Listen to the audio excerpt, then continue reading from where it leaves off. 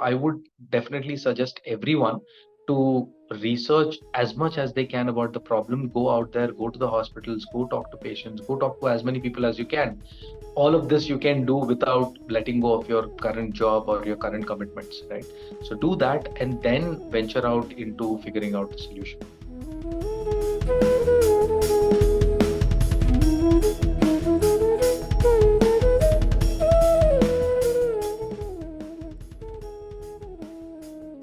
Women's problems do not come to forefront. It remains hidden since their voices are unheard. But someone else have to come forward and speaks on their behalf. And our today episode inspired by it. Hi, this is Karishma Sharma, the host of Biopatrika magazine. Welcome all of you in our Bharat Startup Talk show. In our today episode, we are going to learn the tapestry of innovation that is linked with the technology in the area of medical field and turning into the magic of startup, along with it providing the relief to the cancer care sector. Our today guest is the founder of Stemtech Medical Devices and has been recently spotted in the season of Shark Tank India Session 3. Please welcome Mr. Raghuveer Surupa. Thank you, Raghuveer, for joining us. Thank you so much, Karishma. Pleasure to be here. Yeah, definitely. We are very happy to have you in our talk show. So, Raghuveer, before starting with the very first question, I would like to have one little quick question. So, you really being so inspiring for all of us, and you're working for such an innovation for the cancer care sector. So, let me very quick, as you have reached to the Shark Tank India Session 3. So, what was your motivation? How did you feel that after going there and after coming from the same? How was your motivation? What are the do's and don't?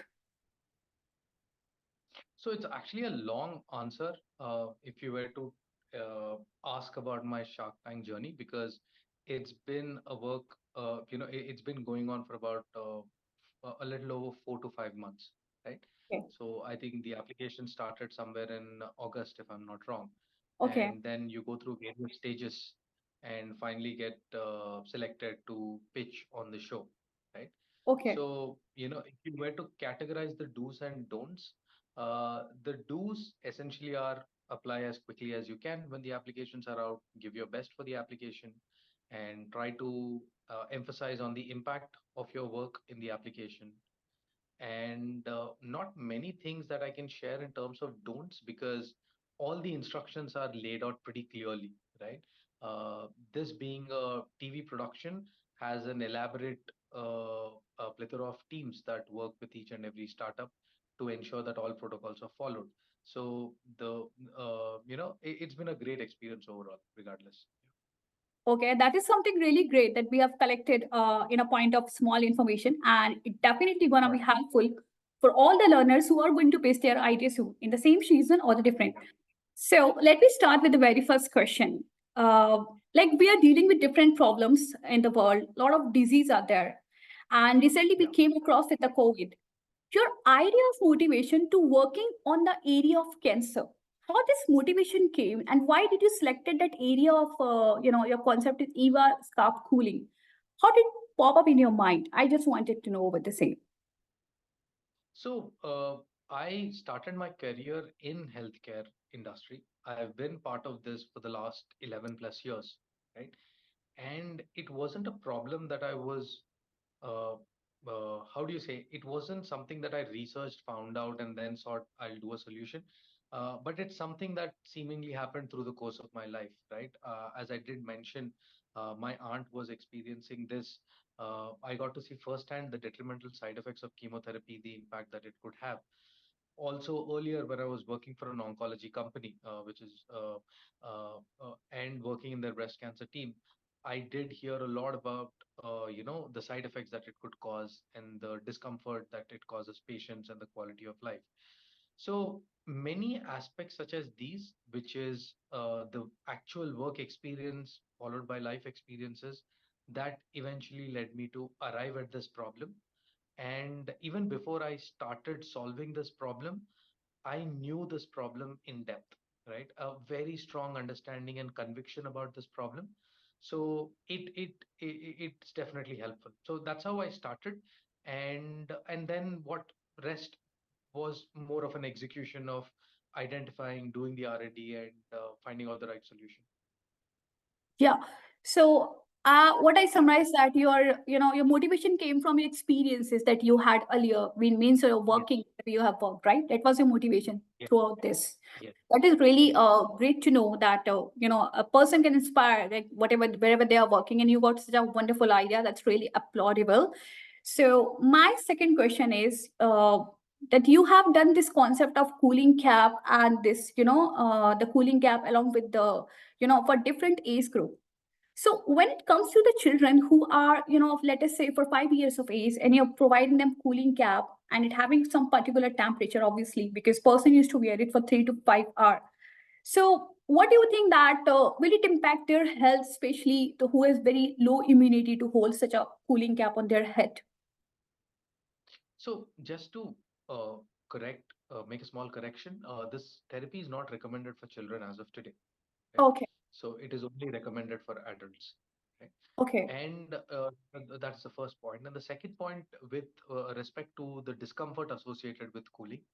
So usually what happens is for the first 15 minutes of using this therapy, there is that discomfort that patients feel because this is when the body is acclimatizing to the cold, right? okay, And that's the reason why the discomfort happens. But after 15 minutes, the body reaches, the head becomes numb, right? You reach a sort of a numb sort of a stage where the discomfort doesn't accelerate from there, right?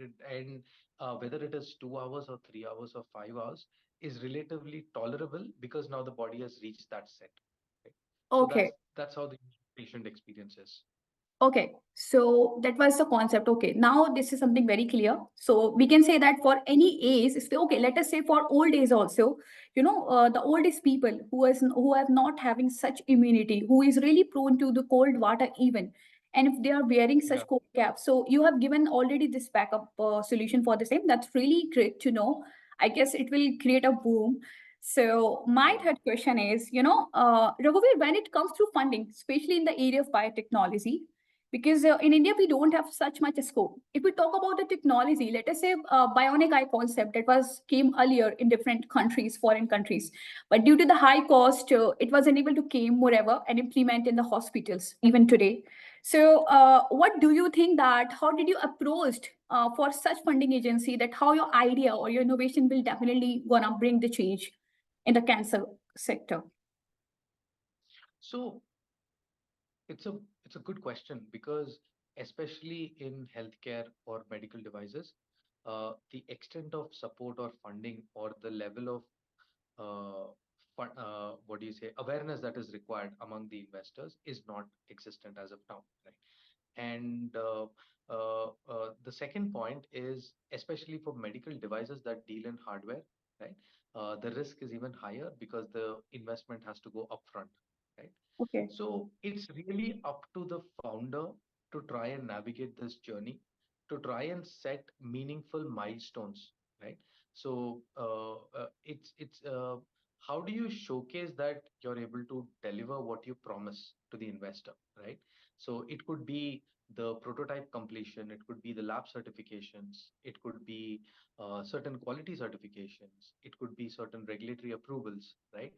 There are many milestones that can be showcased for a startup to show that promise of growth, right? okay, And this is where it becomes nuanced because not at least in my experience, several of the investors that I meet are always jumping to the revenue question, right? The first question is, what is your revenue? What sort of numbers to be looking yeah, at, right? It's easier for a consumer or another industry product, right? With yeah, low barrier to entry to justify and showcase this, right? But whereas in medical devices, it's difficult, right? And the second, just to emphasize on the same point, the benchmark that is used to validate or measure startups is completely different in medical devices, right? Because for a okay, software company, probably a couple of months of development and you're in the market. For yeah, a FMCG company, a couple of months of R&D, you're in the market, right? You're at least hitting the market. But for medical devices or healthcare, the amount of time that it takes to even get to a clinical or a preclinical stage is huge, right? So dividing those stages and trying to find the right investors who can see that is key, right? And it's definitely a big challenge, regardless. Obviously, because from the biotechnology field, we're applying for the funding and waiting for the fund to release, and believing in your such innovation and giving the page is not a small journey. Obviously, it was a really a Yeah, great roller coaster for you throughout this. yeah. So when And it an comes, additional point that we can yeah, add here on this segment is for any companies that are in the healthcare domain or in the medical device domain, the government grants or government seed funds that you get, right? Although the impression that most companies have is, government grant hai, you won't get it, or it's, yeah, it's way off, right? But surprisingly, that is the most accessible fund for healthcare companies, right? So there are many funds available from seed funds to grants to many other options that are available at different stages, right? So those I would recommend everyone in this space to try and evaluate what works best for you and apply for them. Because we received a seed fund through BIRAC, which is through the Department of Biotechnology, through our okay, incubator, which is Somaya in Riddle in Mumbai. So that has been the first funding that we received, right? So most often than not, those will be the first investors that you will find. okay. Yeah. So yeah, so you can say that we can, a small person like who is dreaming for such big. But I can say there is no small or something. We can plan a big and we can get such fund if we have proper strategy, right? So my next question is Absolutely. surrounded. Yeah, my next question is surrounded as you talked about the revenue, right? Because after pitching and you got some fund, and when you started to collecting and earning something, when it comes to sales in India, especially in our country, so, what do you think approaching the hospital, especially in the area of cancer, when you're offering such technology and relief to the patients? What was the drastic challenges in terms of the sales for you? The cost, the competitive markets you were having when you started earlier. This. So, what was the challenges that you So faced?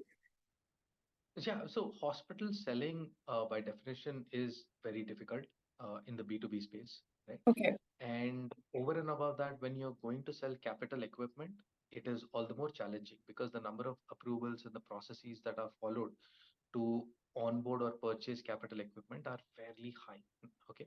So the challenges that we faced was trying to align all the stakeholders, right?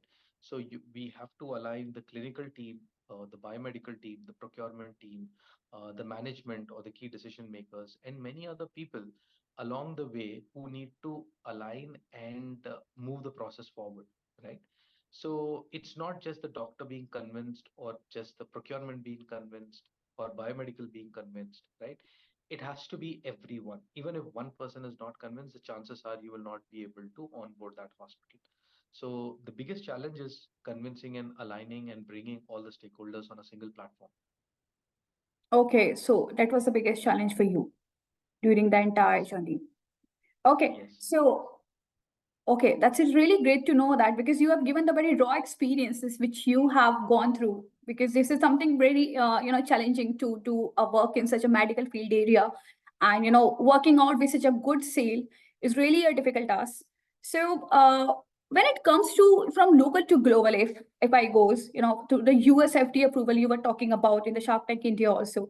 So what do you think that in foreign country does it consist of same challenges, or you're going to face something else thing based upon the B2B and targeting the audience there, the patients there? What do you think with the same approach that you thought that India could have? Would it be same for other countries? No. So if your question is from a regulatory standpoint, right? Yeah, So I'll break the question down from a regulatory standpoint and a commercial standpoint, right? yeah, To your first question, which is regulatory, every country has its own set process for regulatory, like yeah. how we have CDSCO, who has its own processes, right? US FDA has similar processes, but US FDA has a higher sense of acceptance where it opens up opportunities across multiple countries around the world with that regulatory clearance, right? Okay, Even with India, I believe there are about 20 to 25 countries, if not more, that accept India's CDSU approval as well to market entry, right? So that's the first aspect. The second is in terms of the commercialization. Once you enter a particular country, how you're going to approach the hospitals and how you're going to unlock the opportunity in those countries heavily rely on the structure of of hospital business in those countries. For example, in US, it's predominantly driven by insurance, whereas in India, it's a combination of various government support schemes across states and central government to PSUs to out-of-pocket patients to private insurance. It's a far more complicated landscape here, right? So every country has its own operating process when it comes to cancer-related expenses. So identifying those and then finalizing the stakeholders and creating a strategy for approaching those countries. Yeah. Oh, definitely. It's a chain, I guess, that you have just described that for the India as for Yeah. the US FDA approval and Yes. Yes. in our country. Okay, let's Yeah. come to the final question. So my final question is like you have, done the great work, obviously. So I just wanted to know your business advisor is Mr. Srinivas, right? So Mr. Sri, Mr. Mr. Sri. Sridhar. Okay. Yes. So what do you think that the role of a mentor and how did it shape you actually when you have planned this business and started working over the same? How does it shaped you overall, if you say? How did it Yes. help So you? over the course of last 4 years, I've had mentors from different walks of life, right? Mr. Sridhar, who has been with me for the last 6 to 7 months, right, Okay. has been very, helpful to help prioritize, you know, the different milestones that we need to set for ourselves, right? Yeah. And also, while building a healthcare company, if we have to build a strong foundation, right, so that we are moving forward with the right basics in place is also equally important.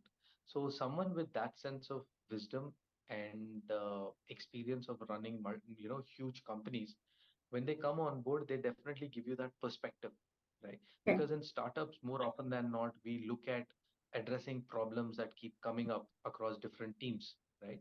Whereas if you have a mentor like this, you can take a step back, look at all the things at a broader scope, and see what sort of targets we can set and what sort of goals we can set across different teams over the next 1, 2, 3 years, right?